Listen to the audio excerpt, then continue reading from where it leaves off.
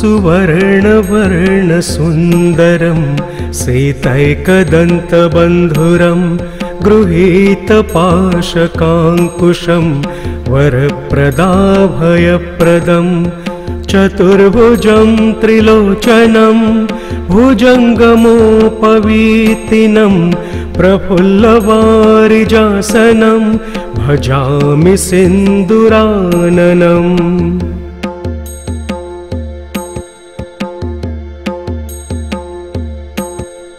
किरीटहारकुण्डलं प्रदीप्तबाहुभूषणं प्रचण्डरत्नकङ्कणं प्रशोभिताङ्घ्रदृष्टिकं प्रभातसूर्यसुन्दराम्बर द्वयप्रधारिणं सरलहेमनुपुरं प्रशोभिताङ्घ्रिपङ्कजम्।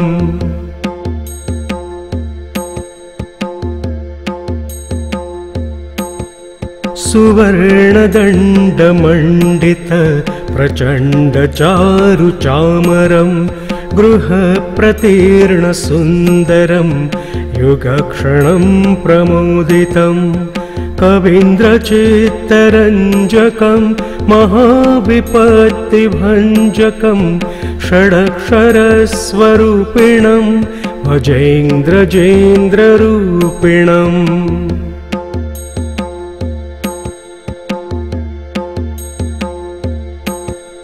विरिञ्च विष्णुवन्दितं विरूपलोचनस्तुतिं गिरीशदर्शनेच्छया समर्पितं पराशया निरन्तरं सुरासुरै सुपुत्रवामलोचनै महामखेष्टमेष्टकमर्सु भजामि तुन्दिलम्।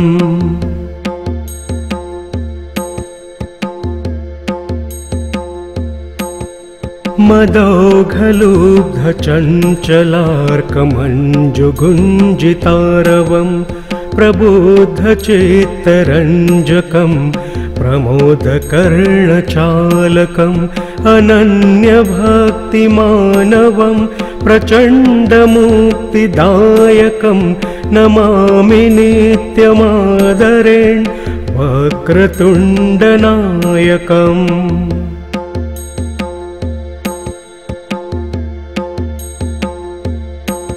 दारिद्र्यविद्रावणमाशु कामदं स्तोत्रं पठेदेतदजस्रमादरात् पुत्रिकलत्रस्वजनेषु मैत्रीपुमान्मभेदेक वरप्रसादात् इति श्रीमच्छङ्कराचार्य विरचितं गणपतिस्तोत्रं सम्पूर्णम्।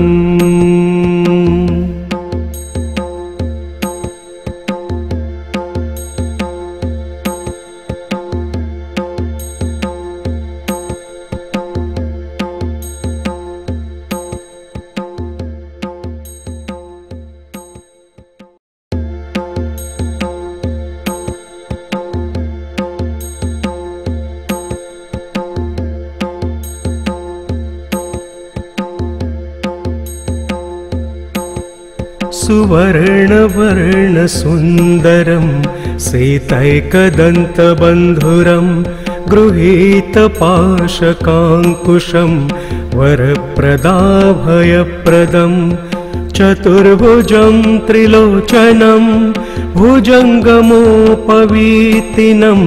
प्रफुल्लवारिजासनं भजामि सिन्दूराननम्।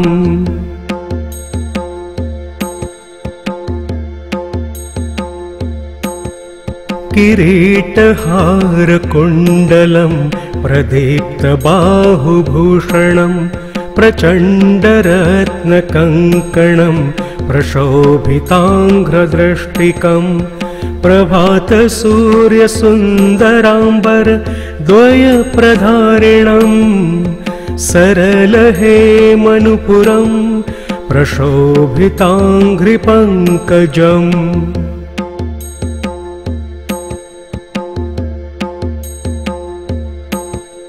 सुवर्णदण्डमण्डित प्रचण्डचारुचामरं गृहप्रतीर्णसुन्दरं युगक्षणं प्रमोदितं कवीन्द्रचित्तरञ्जकं महाविपत्तिभञ्जकं षडक्षरस्वरूपिणं भजेन्द्रजेन्द्ररूपिणम्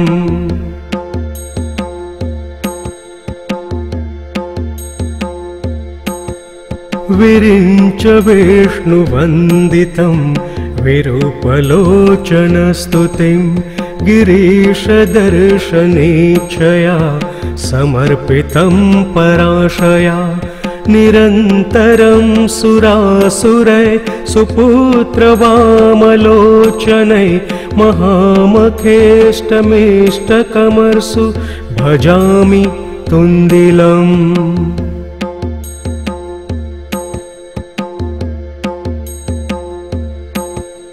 मदौघलुब्धचञ्चलार्कमञ्जुगुञ्जितारवं प्रबुद्धचित्तरञ्जकं प्रमोदकर्णचालकम् अनन्यभक्तिमानवं प्रचण्डमुक्तिदायकं नमामि नित्यमादरेण वक्रतुण्डनायकम्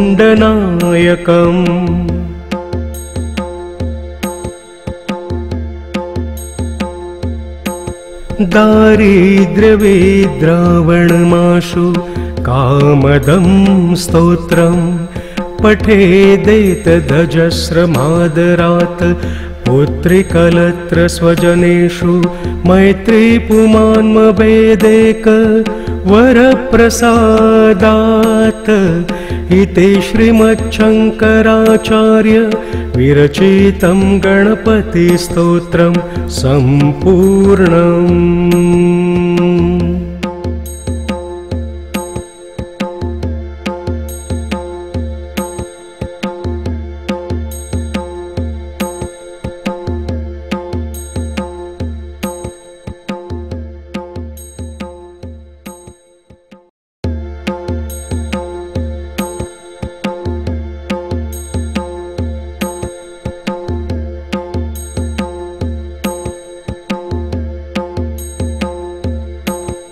सुवर्णवर्णसुन्दरं सीतैकदन्तबन्धुरं गृहीतपाशकाङ्कुशं वरप्रदाभयप्रदं चतुर्भुजं त्रिलोचनं भुजङ्गमोपवीतिनं प्रफुल्लवारिजासनं भजामि सिन्दुराननम्।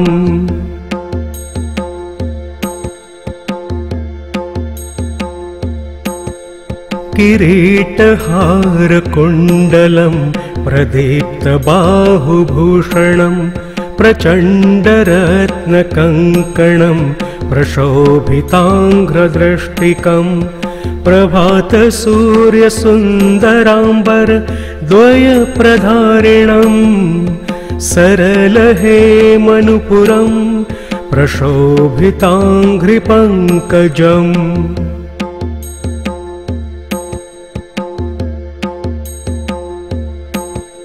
सुवर्णदण्डमण्डित प्रचण्डचारुचामरं गृहप्रतीर्णसुन्दरं युगक्षणं प्रमोदितं कवीन्द्रचित्तरञ्जकं महाविपत्तिभञ्जकं षडक्षरस्वरूपिणं भजेन्द्रजेन्द्ररूपिणम्।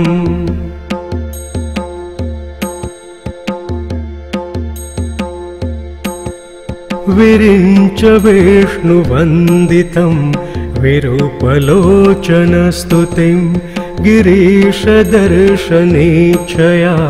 समर्पितं पराशया निरन्तरं सुरासुरै सुपुत्रवामलोचनै महामखेष्टमेष्टकमर्सु भजामि तुन्दिलम्।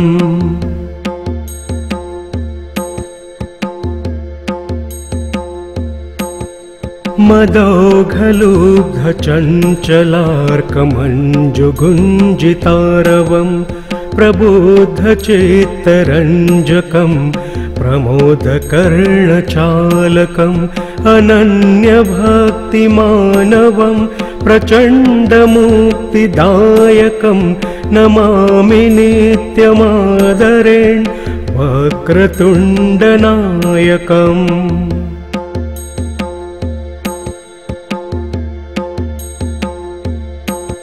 दारिद्र्यविद्रावणमाशु कामदं स्तोत्रं पठेदेतदजस्रमादरात् पुत्रिकलत्र स्वजनेषु मैत्रीपुमान्मभेदेक वरप्रसादात् इति श्रीमच्छङ्कराचार्य विरचितं गणपतिस्तोत्रं सम्पूर्णम्।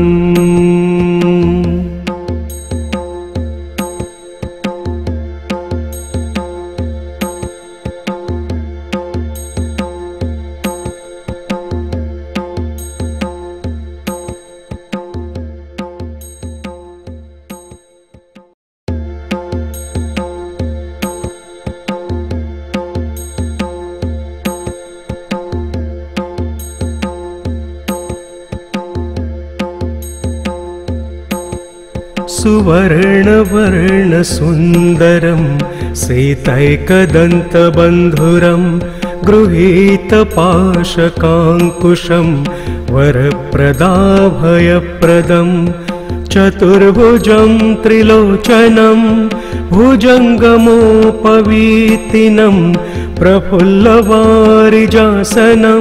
भजामि सिन्दूराननम्।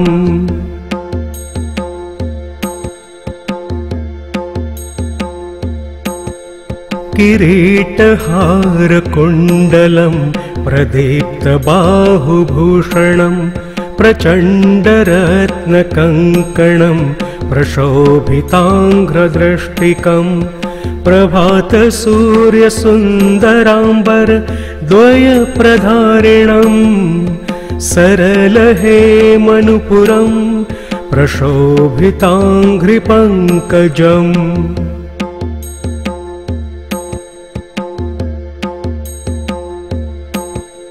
सुवर्णदण्डमण्डित प्रचण्डचारुचामरं गृहप्रतीर्णसुन्दरं युगक्षणं प्रमोदितं कवीन्द्रचित्तरञ्जकं महाविपत्तिभञ्जकं षडक्षरस्वरूपिणं भजेन्द्रजेन्द्ररूपिणम्।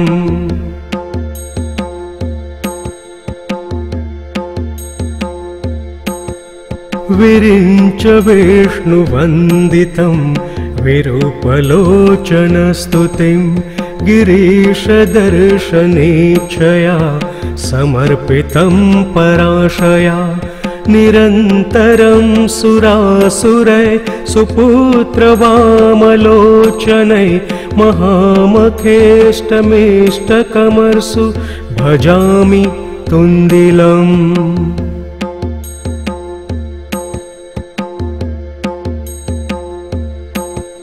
मदौघलुब्धचञ्चलार्कमञ्जुगुञ्जितारवं प्रबुद्धचित्तरञ्जकं प्रमोदकर्णचालकम् अनन्यभक्तिमानवं प्रचण्डमुक्तिदायकम्।